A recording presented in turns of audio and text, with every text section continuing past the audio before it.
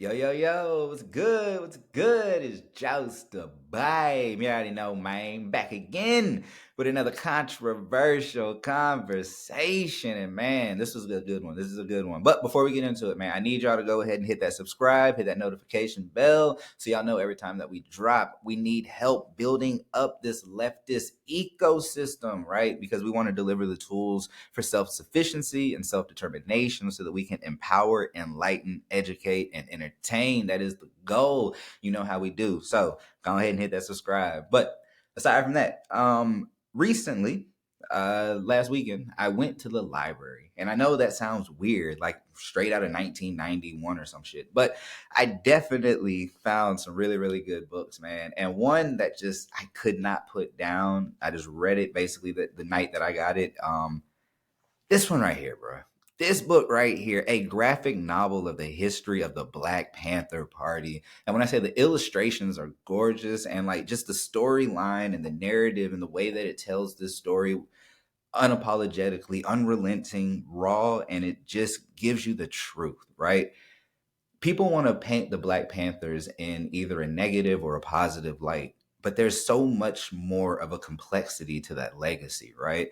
So that's what I want to talk about today because I was reminded of just how sad the life of Huey Newton ended up becoming from how bright it started. Like it, I mean, the dude's right behind me, right? Like, so I just want to dive into this of what we're calling the tragic hero of Huey Newton and also the lessons of the Black Panther Party.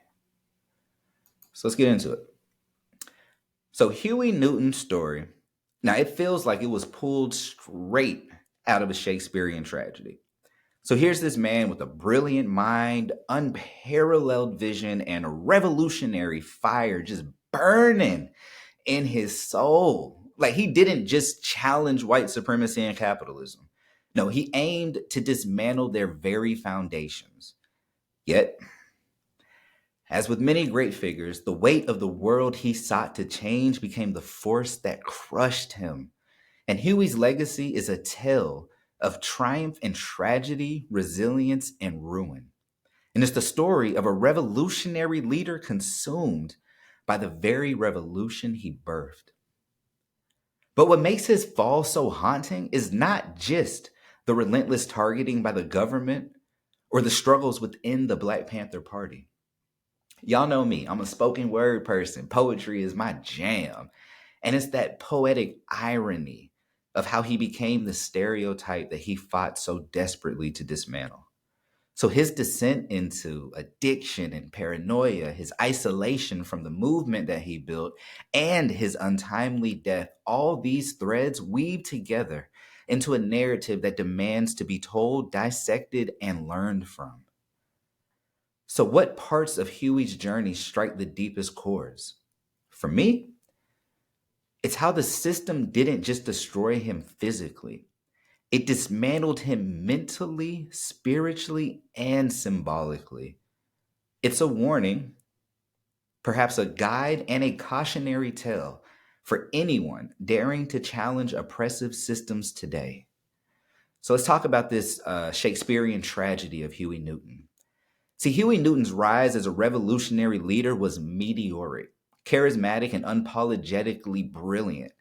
He co founded the Black Panther Party for self defense alongside Bobby Seale and quickly became the face of a movement that sent shockwaves through America. Yet his brilliance was met with relentless opposition.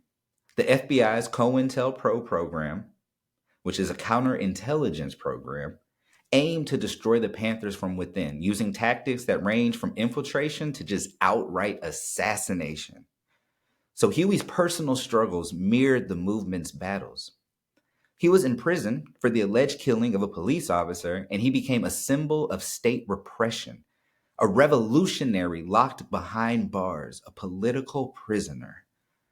But while prison shone a light on the injustices that faced the Panthers, it also did something darker. It broke something in him. See, rehabilitation turned into institutionalization. And the man who entered as a fiery revolutionary emerged as a shadow of his former self.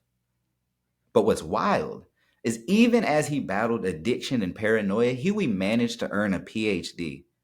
So this duality, a man struggling with his demons, yet still achieving intellectual greatness, it speaks to the complexity of his character.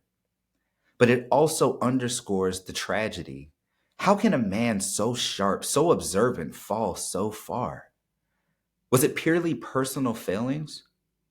Or was it the result of systemic forces designed to dismantle him from inside out?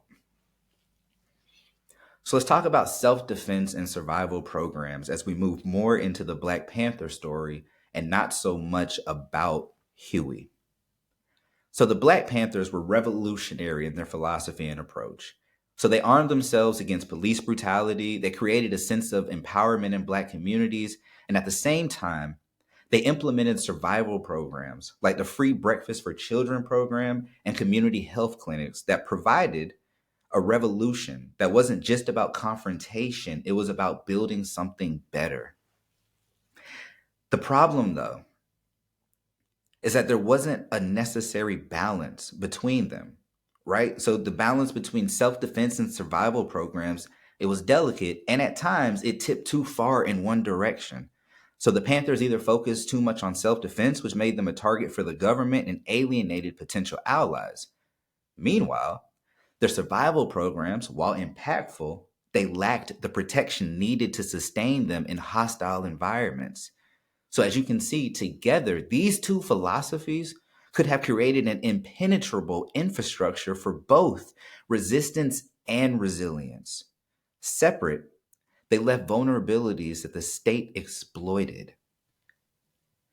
Let's talk about the strategic missteps and missed opportunities. So obviously, looking back, it's clear that the Panthers made some strategic errors. One was the centralization of power. By moving all of the chapters to Oakland, they concentrated their strength in one location, but at the expense of national reach. Chapters outside California lost momentum, and the movement became geographically and politically boxed in. Another misstep was the perpetuation of hypermasculinity. The Panthers had brilliant women leaders like Elaine Brown, Kathleen Cleaver, and Assata Shakur, but their leadership was often sidelined by toxic dynamics. This focus on male dominance not only limited their potential, but also alienated a significant portion of their support base. And on the international front, the Panthers had connections with revolutionary movements in Cuba, Algeria, and Vietnam. But they didn't fully capitalize on these relationships. And deeper alliances could have provided resources, knowledge, and legitimacy to bolster their domestic struggle. Like, just imagine a global network of solidarity, exchanging tactics and support. The possibilities are endless.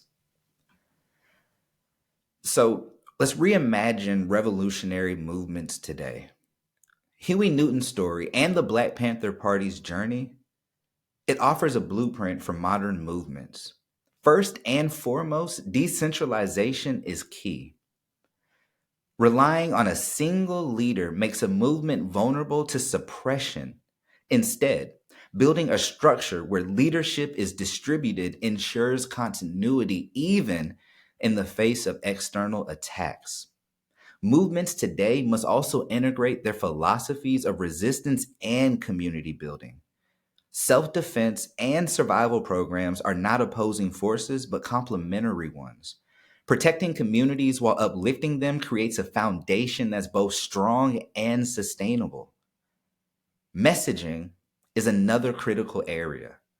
The Panthers were smeared relentlessly by COINTELPRO, and their narrative was often controlled by the state. Modern movements must take control of their own storytelling, using media platforms to highlight successes, expose systemic tactics, and educate the public. Lastly, global solidarity remains as crucial as ever.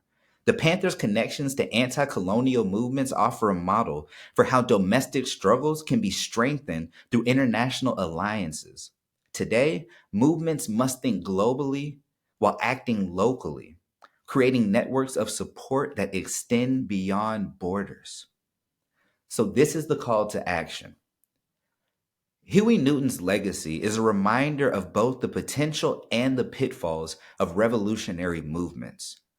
His story calls to us to learn from the past to build smarter, stronger, and more resilient movements today. As we reflect on his life, let's carry forward the lessons of the Panthers. Decentralized leadership, integrate resistance with resilience, control the narrative, and embrace global solidarity. So, what do you think? How can we apply these lessons to modern struggles for justice and equality? Share your thoughts. I want y'all to support grassroots organizing efforts, and we have to keep these conversations alive because together we can build a better future. And if we take the lessons that the Black Panther Party has left before us, and also other organizations like SNCC and other organizations like SCLC, the one that Martin Luther King Jr. was leading up, like these aren't opposing forces. The movement needs to be attacked and defended on all fronts and all accounts. And that can't happen if we are singularly looking at one thing. If we have tunnel vision, then we cannot get to where we need to get to. And that is a problem. So we have a whole bunch of cautionary tales that have been placed before us that give us the guidance and the insight and the understanding to move forward within these political and social revolutionary movements. You have the tools, you have the keys, you have the power. And as the Black Panther said, power to the people. Peace.